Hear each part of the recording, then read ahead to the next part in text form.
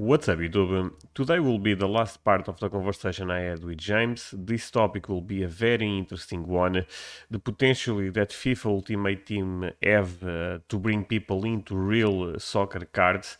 And this topic is something that, at least I think, should be more relevant in the hobby because there is a lot of people coming from the game to interacting with cards, and I suspect this will be a trend in the future. If you ended up enjoying this video, don't forget to leave a like, don't forget to subscribe, all the good stuff. Apart from that, there is two links below the video, one for my Patreon community if you want to support my work, and the other one is my Discord community. We are more than 600 members, so check both. Links will be below the video. Let's go into the conversation. You made a very interesting video about Ultimate Team, why Ultimate Team can actually bring a lot. I'm talking about the FIFA video game, why that game can actually bring a lot of people into the market. I think people should check that video in your channel. It was more almost an introduction to the hobby, right? Mm-hmm. But I would love if you can share a couple of thoughts on the Ultimate Team, why it can be so easy to see people coming from that market to our market and the potential that you see there. Yeah, I mean, so I speak from personal experience on this. The way I got into the market was through FIFA Ultimate Team. So throughout college and my graduate studies, I played a bunch of FIFA and I was always involved in the Ultimate Team market. And so you watch a bunch of streamers that are always talking about the market, different strategies on the market, that sort of thing.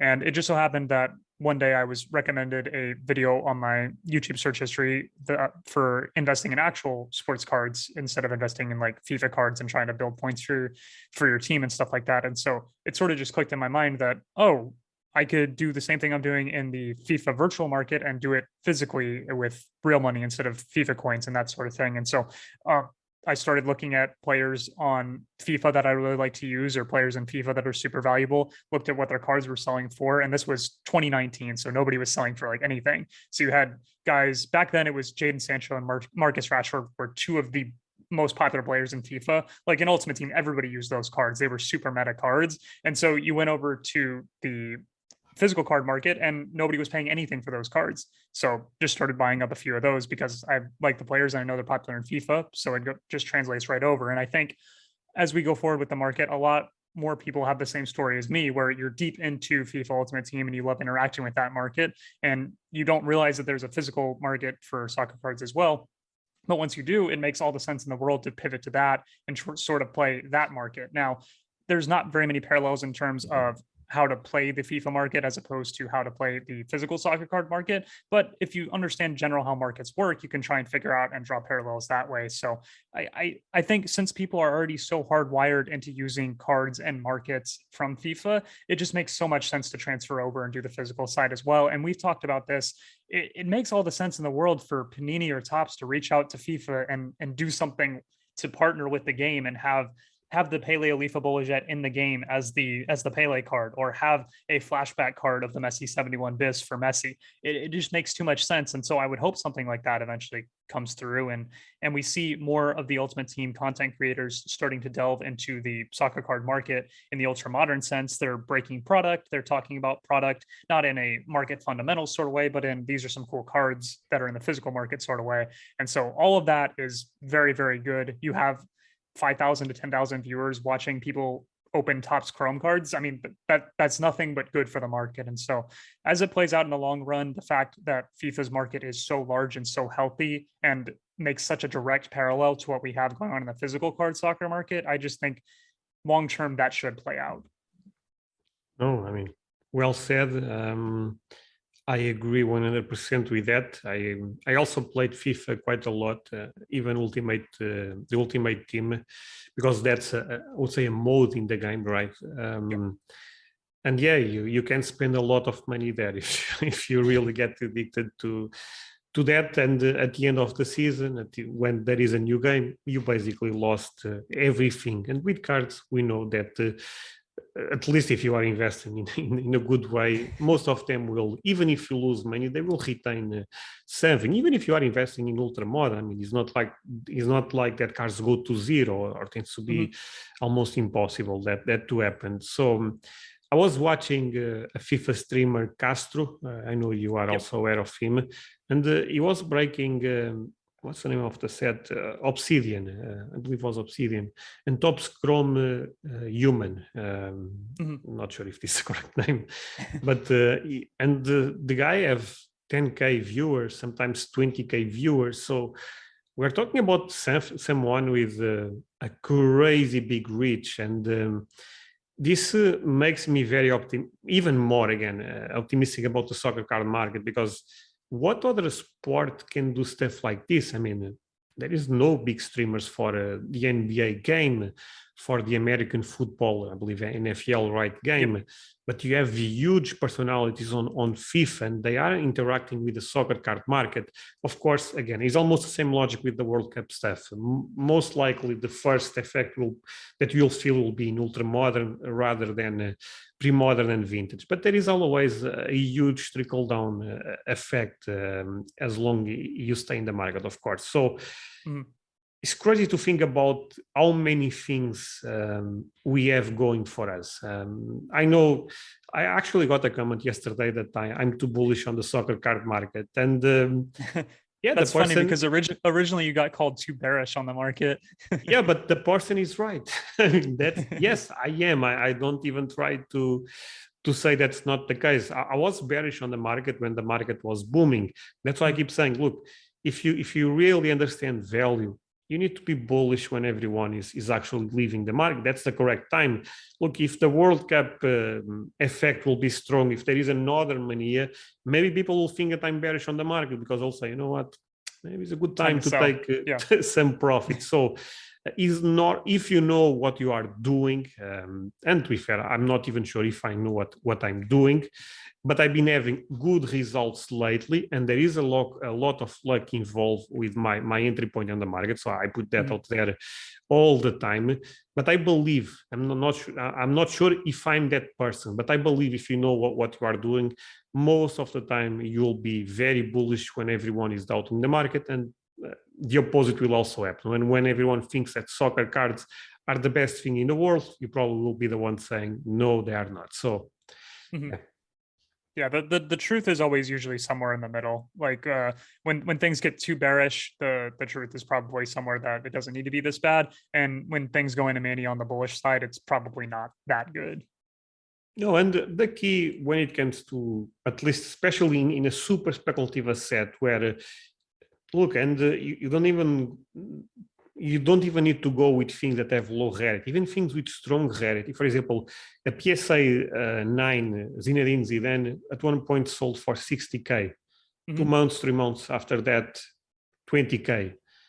What ended up changing? Well, honestly, not a lot. I mean, if you look at the fundamentals, that card is still a great card to own.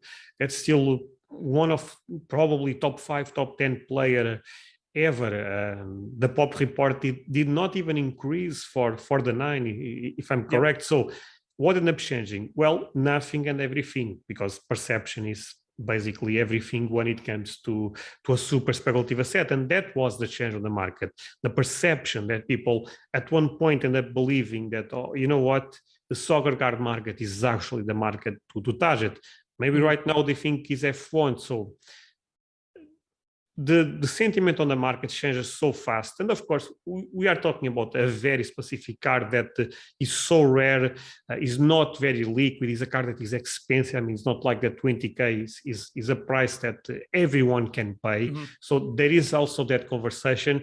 But it's still a great card, and the price ended up going down so much. So that's why I believe the most important thing is to have a stable personality. Do not get very hype when something is going to the moon, basically, but also don't get very down if things are crash. Understand that's part of the business, basically. Yeah, it's buying and selling in both sides. You buy and you sell during the peak, and you buy and you sell during the bottom and the trough. And so as long as you're always engaging with the market, you should be able to find those margins, and the more experience you have on the market, the more apparent the margins become. Yeah, I actually saw I don't remember, but I saw a quote online that said, if you believe in the market, you will be buying at the top of the market. And honestly, that's true if you think about, because yeah, if I believe in the market, it's not like that I will disappear even if there is a mania. Probably I will still buy certain stuff that could potentially be at the top of the market. But guess what? If you believe in the market, the top of the market is not today, it will be tomorrow, and then the day after that, because you believe the market will keep increasing over time. But I will also be buying at the down of the market, the bottom of the market. So it's so important to keep buying and selling that people underrate that stuff, honestly. And it is what it is. I know a lot of people that they buy. They every month they put money off their job, and I honestly don't even think that's super healthy. I think you need to have a balance. You need to have some type of cash flow that keeps you going. Not saying you should not keep investing if you really believe in a soccer card market, but I think selling is also quite crucial. Yeah, because that's how you continuously update your inventory. Is perhaps when you started out, you bought some things that you are no longer as confident in now. It's okay to even take a loss and just recycle the inventory and get something that you believe in more. No, for sure. I mean, the way you can tell if a person is dumb or not, if is very simple. Is that if that person have the same ideas over and over and over. I mean, this is a game, this is a market that we don't know the correct answer. I mean, if you ask me, will Maradona Polyrex or I don't know, or the Maradona disc, because they actually sold for the same amount of money, what will be the card performing better in 10 years from now? Well, I have my opinion, but it's just that. And guess what? My opinion today, even if, for example, I believe it's Maradona, but could be that tomorrow I will say, you know what, I actually think the rarity on the Polyrex is stronger, so maybe will be Cruyff. Look, is what, and sometimes I watch a couple of feeds that I made 1 year ago, and a lot of stuff I still believe, of course, because the way I approach the market I have a couple of fundamentals that they tend to not change. Sometimes what changes is how much I weigh in one versus the other, you know. But there is a lot of things that I saw that, oh, you know what, I actually think this was a really dumb take, a stupid take. What this puts in perspective is people should not trust in guys like me, like you, blind, because our opinion will be different 1 year from now. And guess what? The person watching this video will probably feel the same, will probably change the opinion they have right now on the market. So a little bit of a rant there, but at least I'm being honest with all the viewers. Don't trust influencers blind, because opinions change all the time. Yeah, usually the more important part than the results of the opinion is the methodology going into it. So you can usually see right away if somebody's methodology is just buy this because I think it's going up, then that sort of methodology leads itself to more errors over time. But if your methodology is sound in a way that this is what the fundamentals look like on the market today, and so that's why I arrived at my conclusion. If a year later the market fundamentals had completely changed, then your methodology was correct, just the fundamentals changed, and so your opinion became wrong. I think it's much better to be wrong in that sense. No, yeah, I agree totally. Again, it's a learning game. Yeah. Even what I believe today, I'm pretty sure tomorrow there will be something that you know what, I actually may change my opinion on this one. And yeah, I mean, it is what it is, basically. James. Yeah, in the process of making a video for this week, I had created like 6 or 7 slides. Then I got to a point where I realized something and I almost had to change my entire opinion on it just because I learned some new piece of information. So there's always more stuff out there. I mean, this is such a relative topic. Things are not that clear. It's so normal to have doubts. I made a video, I believe 1 year ago, that I said the Cristiano Ronaldo Mega Cracks card will be certainly, I probably end up using some crazy words, the key rookie for Cristiano Ronaldo. Well, I'm not that sure anymore.